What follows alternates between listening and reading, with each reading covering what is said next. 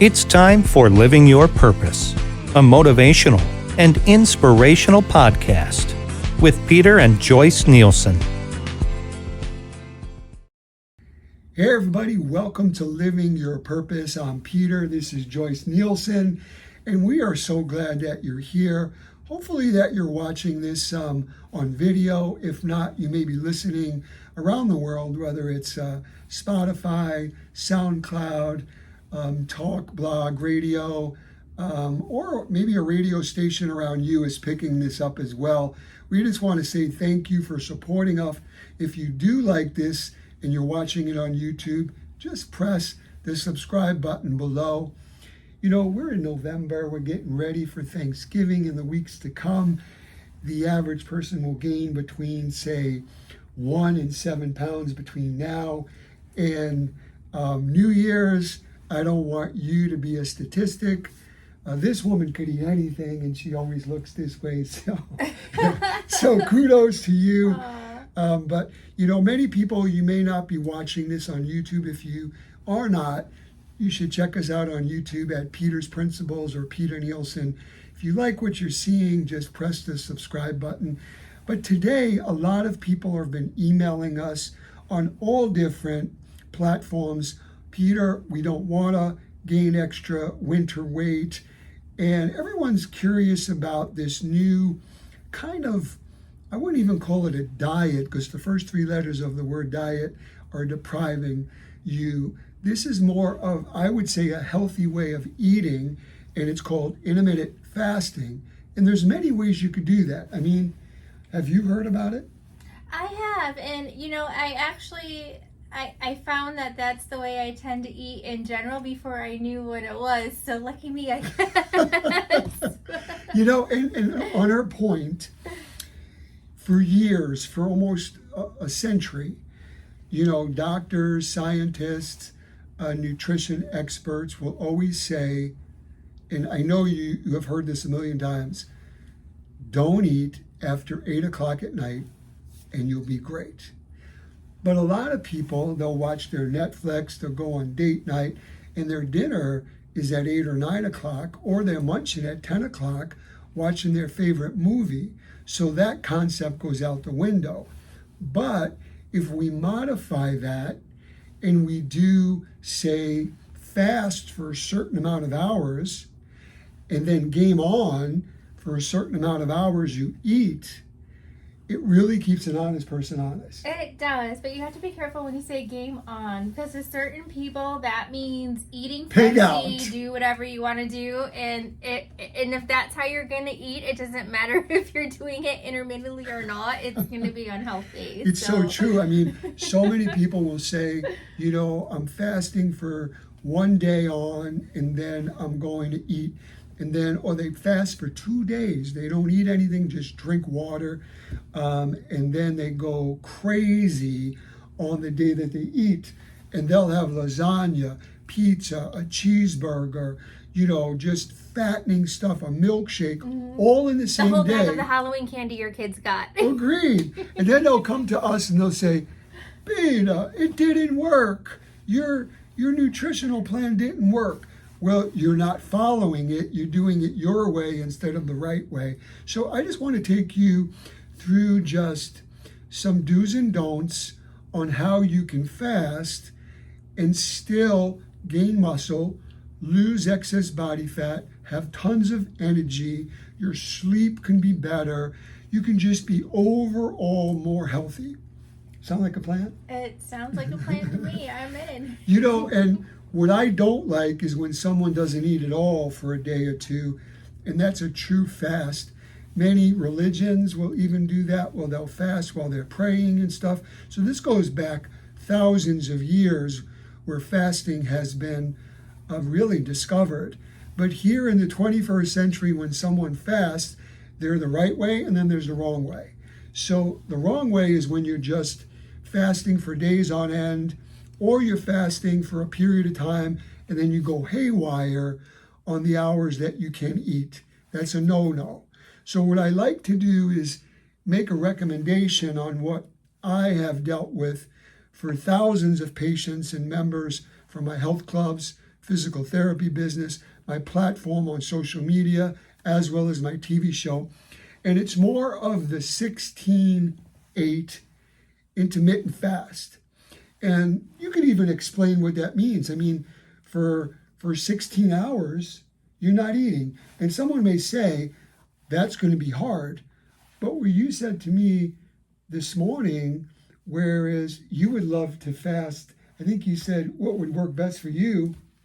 Well, to me, it's all about perspective. And I know people can go like day on, day off. Sometimes they eat 5 days, fast 2 days. And what you're saying, that's the less healthier of the options. To gain a more guaranteed success rate is to pick something that on a daily routine, it's going to work for you.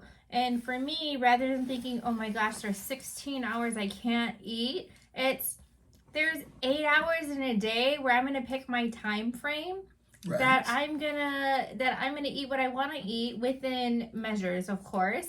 And depending on if we have a date night or not, for me, it's going to be like between 11 and 7 or maybe 12 and 8. And when I wake up in the morning, I still might have a cup of coffee, but I'm not going to eat like a bigger, fuller meal until around lunchtime. And then I'm going to graze on some light, nuts or some fruit or something in the afternoon until I have a dinner. And then depending on if we're just at home with the family, with the kids, we like to eat. It's really early, between 5:30 and 6:30 every night for dinner.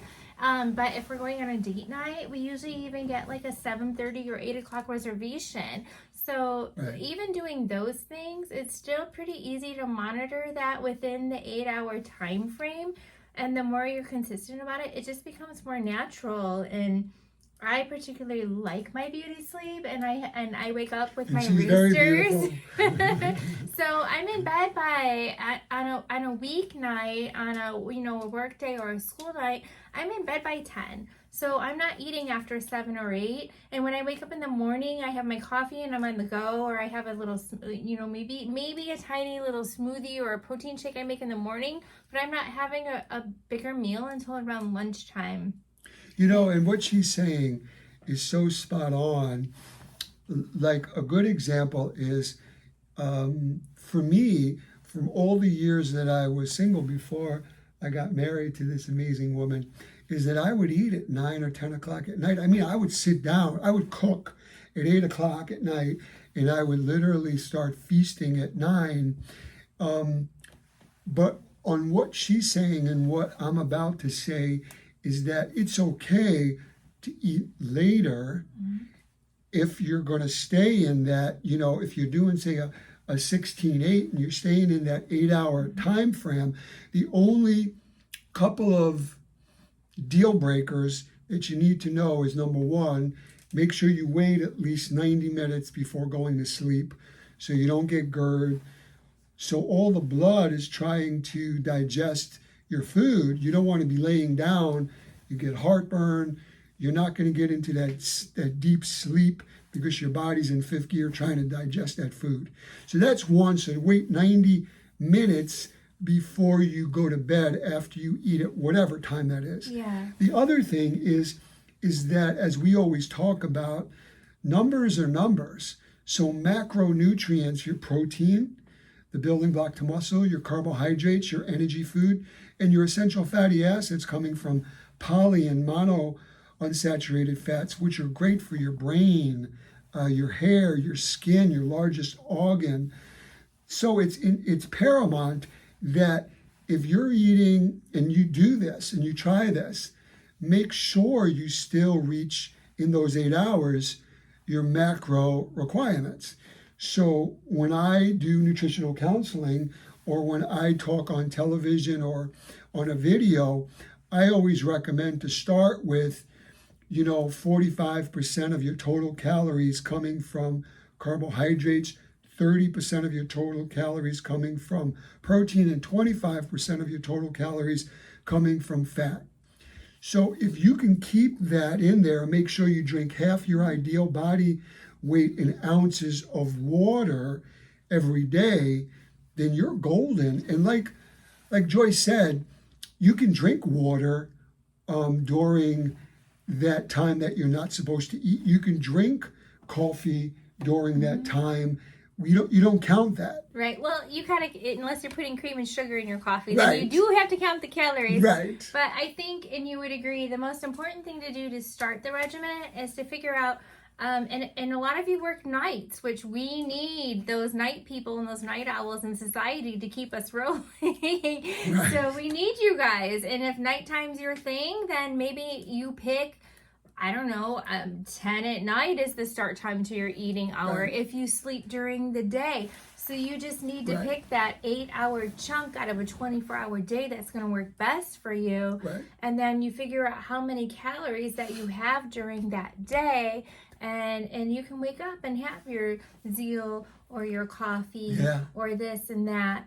But you do have to stay hydrated with the water. Totally agree with you. An herbal tea, or if it is your zeal or a protein drink. But you just have to make sure if you're trying to lose weight, you're accounting for those calories and that you're meal prepping and planning, so you're not just eating a bunch of garbage during the 8 hours to make up for the time that you're not eating, because then it kind of defeats the purpose. Agreed. And the other thing is it's so important to document it. So start journaling it, because if you're starting something new, and she's famous for scheduling things. I mean, her phone goes off weird hours. We got a new puppy.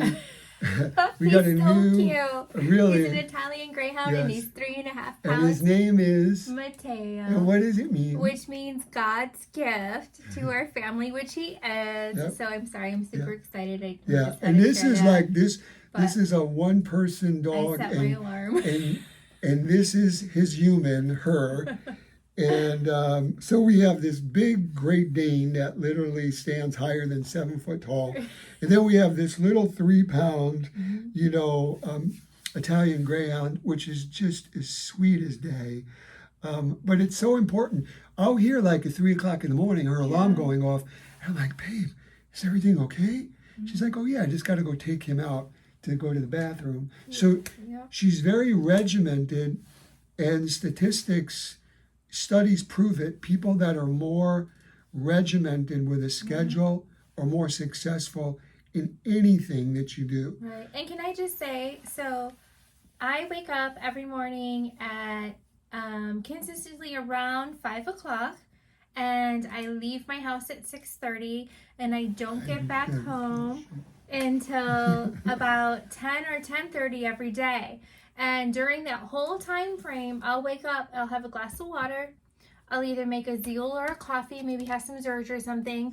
And I drive the kids to school, I run some errands, etc. So I get home, my first meal isn't until like a brunch. And then from brunch, I may have a couple pieces of fruit, a handful of nuts, or a protein bar. And then I have dinner around 5:30, 6, 7, depending on it. Maybe 8 o'clock is the latest for date night. And then even if I'm staying up later, I still feel fulfilled and satisfied. The beautiful thing about you is that with eating,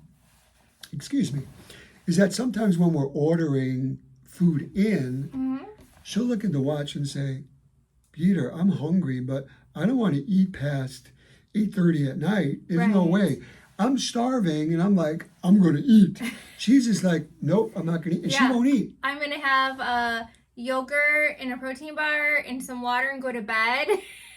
Which I'm not starving myself because I've already eaten my calories for the day. And I know I don't want to eat at 9 o'clock at night. Sometimes it'll be 7:30. He's like, babe, let's order dinner. And maybe time got by us, this and that, etc. But if we're not going out for a night on the town, we're at home, I've been snacking all day, I'm not going to eat at 9 o'clock at night and go to bed at 9:30 for the next day, because I'm setting myself up for failure. And if I just have a nice glass of water and I've already had my calorie intake for the day, I don't want you guys to think I'm like starving myself or something, because that's eats good. Far from the case. Trust me, far from the case. You eat a lot. I eat a lot. You and your daughter, I mean, both of you are so thin, but you when you eat good. Yes. And you have a good appetite. Yeah, so it's just about figuring out the timing that works best for you and being consistent with it. Even when you got people wanting you to order pizza or whatever at 9:30 at night. I'm looking at some emails that have come in the last few days, and one of them has to do with fasting, intermittent fasting, and it's like, Peter, how much can I lose if I get on this 16-8, fasting plan? And medical science is really saying if you follow this 16-8 plan, that you can actually lose about a half a pound to 1.5 pounds a week. And that would equal roughly 2 to 4 pounds a month. Now, many people are saying, that's not enough. That's not a lot. You don't want to lose. When someone loses a lot of weight quickly, it's either water weight or it's muscle. And that's just from changing your eating diets. That's not even it's changing your hours. Cardio Correct. Or anything. Correct. So that's actually a lot in retrospect. Yeah, and it's really, really healthy. My recommendation is you don't want to lose more than, say, 2.5 pounds a week on any plan that you're on. Now, there is an exception, and many people may be saying it to yourselves right now. If you're one, there's a few million in this country or more that are morbidly obese, and morbidly obese is defined as being 100 pounds over your ideal body weight. If you are, and you do something like this, or even just start eating differently by having less calories and expending more calories through exercise, there's people I know that lose 20, 25 pounds in a week because they're 500 pounds. Well, honey, that's a great point you're making. So for our listeners there, how do you determine what your ideal body weight is to set up those goals? It's another great question. To really determine your ideal body weight is you could go to peternielsen.com, our website, and there's a calculator that determines, it has everything to do with how many total calories you should be having in one day. And the things that you need to plug in to get the answer is male or female, your gender, your height, your weight, your age, and then most importantly, your physical activity. Are you working out? How many days a week are you working out? 1, 3, 5. Once you put that in, then you press next. And then it spits up according to your activity, your gender, your height, your weight, your age, how many calories that you should be having. Then those numbers are really your baseline on how you get your macros, because then you're getting 45% of those total calories for carbs, 30% of those total calories from protein, and 25% of those calories coming from fat. So it's very important. I mean, I think that what you just said is where people get confused. How many calories should I be having in a day? How do I know? If you don't want to go to peternielsen.com, my question is, why not? But all kidding aside, you can basically Google a macronutrient calculator and it'll spit up a bunch of them.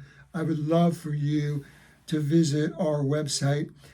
We have a subscription website, and you can basically get your macronutrients.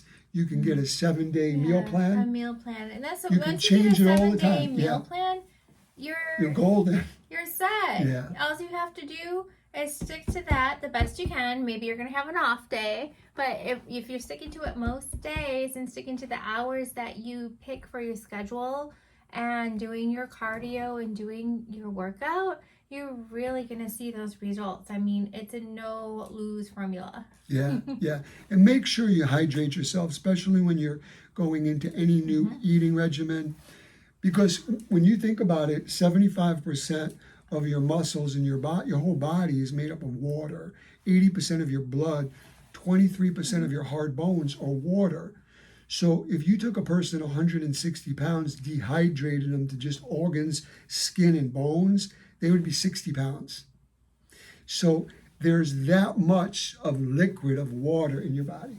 Speaking of that, and I'm sorry if it's off topic, but I feel like it kind of ties in. Skin? What you're saying, well, not only your skin, of course, that's, your biggest organ and you need a lot of water, but I've also heard the legend that you should drink a glass or two of water before you eat, right, because not only does it hydrate you, but it helps you feel more full, so you're not overeating your calories at one sitting. Is that true or false? Man, I love this woman so much.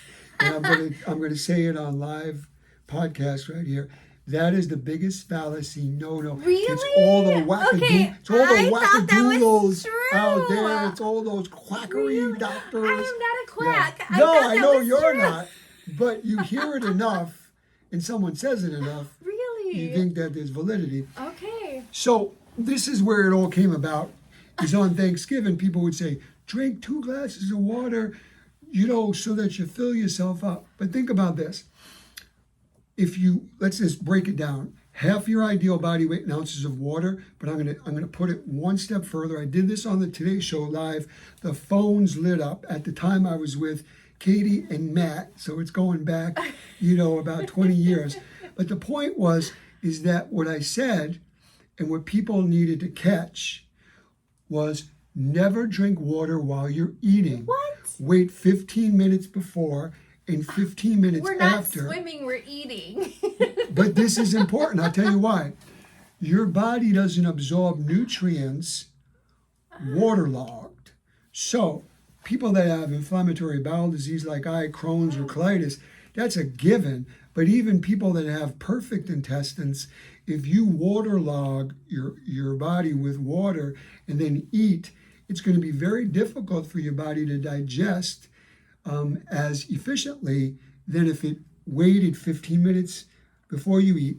Do not drink water while you're eating. If you have dry food and you're over at somebody's house and you're choking on it, have a couple of sips, but then wait 15 minutes after. So to answer your question, absolutely don't do that, because all you'll have is expensive, I hate to say this, but we're among friends, is if you drink water, tons of it while you're eating, she's correct. You probably won't be hungry and eat as much, but you won't absorb anything. So you have expensive stool by drinking all that water and eliminating it through your stool and your urine. So that's a no-no. I'm glad that you mentioned that. I guess I'm glad I asked you. I thought I was giving good advice for a minute. No, it was perfect segue to something that I really don't talk about a lot, because, I talk about water, and you should be drinking 3 ounces of water every 15 minutes during exercise to hydrate yourself, whether it's hot weather or cold weather. You shouldn't drink alcohol in cold weather because you think it's going to warm you up. It does the opposite. It dehydrates you, and it'll get you closer to hypothermia than if you hydrated yourself with just water. So there's a lot of water facts there. Yeah. But if you think about it, that's a key to know. Right. It would destroy your whole right. You diet. could do your 16-8 intermittent fasting, go right out the window if you're drinking tons of water while you're eating. So I'm glad that you brought that up. I've never talked about it on our podcast or even radio for that matter. I have talked about it on television, but it's so important that you can do something really good, but if you don't follow through and you do something else, you could squash everything. I would have never thought you could have too much water or there was a bad time to drink it. So I'm glad we cleared that up here on a Peter's Principle, Living Your Purpose. Take notes. And also, the other thing is it doesn't refer to milk, which turns into a semi-solid when it gets in your body. But milk, in my world, isn't even on the top 10 of things you could drink, because milk is an irritant. It creates mucus and inflammation in the body. and it's got cholesterol and saturated fat. So why would you be drinking that? And the reason why is your mother and your dad poured milk on your cereal, and that's all you know. But there is non-fat, non-dairy stuff such as macadamia, oat milk, rice milk, almond milk. I could go on and on and on, and it definitely will fit your fancy by not creating inflammation. If anything, a lot of those that I just told has natural anti-inflammatory benefits. So I think this was a great segment to flush out some of this stuff.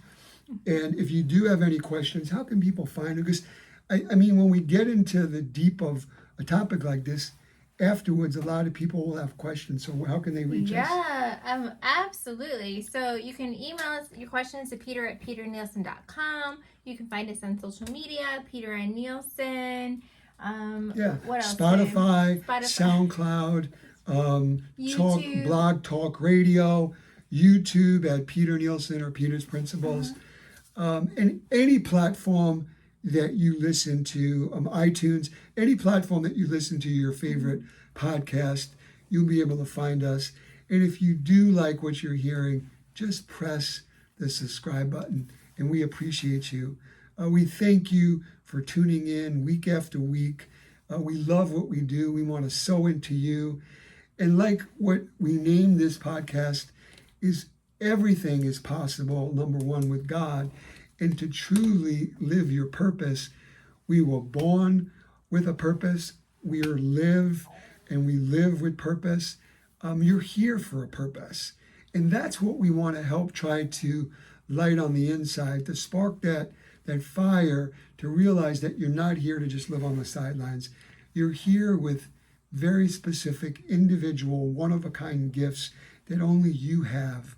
And to be able to live in that, and to embrace that, and to live under that roof of hope and purpose is just a beautiful thing. So that's what our hope and our prayer is for each and every one of you this week. And until next week, this is Peter and Joyce Nielsen, hoping that this week you live your purposeful life. Have a great one, everyone. God bless. Hi, I'm Peter Nielsen. I am super excited to talk about the future of skincare with our new product line called Exo Skin Simple. It has everything to do with exosomes. Exosomes are excreted from cells. They carry proteins and messenger RNA to neighboring cells to influence their biological function. They help increase collagen production as well as reduce inflammation responses. They also help in the healing process while improving skin hydration. Welcome to the next generation of skincare. Join me. For more information on exoceuticals, just scan the QR code or click the link below. The future of beauty is here.